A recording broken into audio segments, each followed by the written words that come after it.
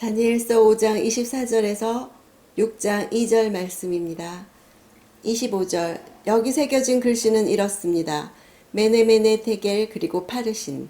아람어로 쓰여진 글씨를 아무도 읽지 못했다는 것은 하나님의 계시는 세상 지혜만으로 결코 깨달아 알 수 없다는 사실, 오직 성령의 조명을 통해서만 알 수 있다는 진리를 교훈합니다. 글자들은 문자적으로 세어지고 저울에 달려 그리고 쪼개진다는 뜻입니다. 특히 메네라는 단어가 2번 반복된 것은 하나님이 바벨론 왕국 및 그 통치자의 행위를 단지 한 번만 계산해 본 것이 아니라 거듭해서 계산해 보셨다는 사실을 강조합니다. 하나님께서는 최대한 신중하게 계산해 보신 결과 그 나라를 쪼개서 메대와 페르시아에게 주기로 결정하신 것입니다.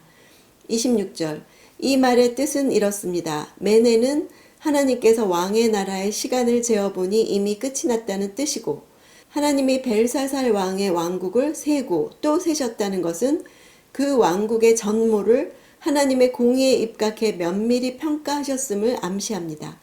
공의롭고 정당하게 통치하시는 하나님의 통치의 기준으로 볼 때 벨사살 왕과 바벨론은 공정성과 의로운 측면이 전혀 보이지 않았을 것입니다. 그리고 하나님께서 이미 세셨으므로 더 이상 셀 여지가 남아있지 않다. 영원할 것처럼 보였던 바벨론 제국의 운명도 이처럼 하나님의 공의 앞에 부합하지 못함으로 마지막을 고하게 된 것이죠. 인간의 권력은 결코 영원한 것이 없습니다. 27절 테켈은 왕을 저울에 달아보니 무게가 모자란다는 뜻이고, 하나님은 천칭의 한쪽 저울에 자신의 공의를 올려놓으시고 다른 쪽 저울에 벨사살 왕의 인격과 삶을 다 올리신 다음에 그 무게를 다루셨습니다. 무게는 하나님의 법족 저울로 현저하게 기울었고 결국 벨사살 왕의 인격이 하나님의 기준에 형편없이 모자란다는 것이 입증되고 만 것이죠. 29절 페레스는 왕의 나라가 나뉘어 메대와 페르시아 사람에게 넘어갔다는 뜻입니다. 파르시는 복수형인데 다니엘은 단수형인 페레스로 표현해서 해석했습니다. 하나님께서 이처럼 바벨론 왕국의 패망 전에 될 일을 계시를 통해 알리신 이유는 바벨론의 패망이 단순히 세상 왕국들의 권력 투쟁으로 인한 결과가 아니요 하나님의 작정에 따른 것임을 확실히 드러내기 위함이었습니다.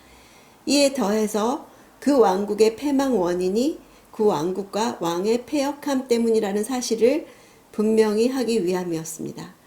다니엘은 공직 생활과 기도 생활이 결합되어서 그의 사명이 점점 더 날카롭게 연마되었습니다.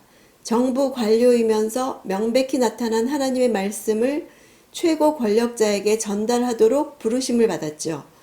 그리스도인으로서 우리의 사명도 하나님이 우리에게 하라고 주신 일을 계속해 나가면서 끊임없는 기도 생활의 뒷받침을 받아 언제든지 하나님의 말씀을 기꺼이 증언하는 것이 되어야겠습니다. 30절 바로 그날 밤 바벨론 왕 벨사살은 죽임을 당했습니다. 역사가 헤로도투스와 크세노폰에 따르면 당시 메데파사 연합군이 성 안으로 들어와 왕궁으로 들어왔을 때에도 그들은 계속해서 잔치를 벌이고 있었다고 합니다. 벨사살은 나라 멸망에 관한 예언을 들었으면서도 그것을 시급한 문제로는 생각하지 않고 긴급하게 대비책을 세우지도 않았던 것 같습니다. 잔치가 한창 진행 중일 때 성 밖의 메대와 바사 연합군은 도성 안으로 흐르던 유프라테스 강물의 흐름을 주변 소택지로 바꿔 흐르게 해서 강물 수위를 낮췄다고 합니다. 그래서 드러난 강바닥을 통해 군사들은 바벨론 성 안으로 들어갈 수 있었습니다. 하나님은 지금도 계수하시고 지금도 무게를 달아보고 계십니다.